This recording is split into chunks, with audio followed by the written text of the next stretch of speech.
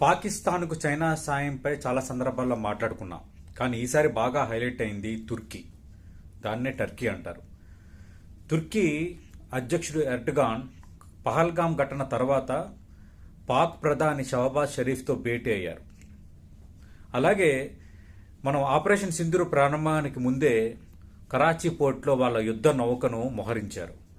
అంతకు మించి పాకిస్తాన్ మనపై డ్రోన్లతో విరుచుకుపడింది. మనం గట్టిగా తిప్పుకొట్టాం. కానీ ఆ డ్రోన్లన్నీ C-130 డ్రోన్స్, జెట్ డ్రోన్స్, అవన్నీ కూడా టర్కీయే సాయం చేసింది. కనీసం టర్కీకి విశ్వసనీయత ఉందా? దౌత్యనీతి ఉందా? 2023లో నీ దేశంలో అంటే టర్కీలో భారీ భూకంపం చోటు చేసుకుంటే మొదట స్పందించింది పాకిస్తానా, భారతా? ఎర్డగాన్ సమాధానం చెప్పాలి. ముందు భారత్ మానవతా దృక్పథంతో స్పందించింది. ప్రపంచంలోనే స్పందించిన తొలి దేశం భారత్.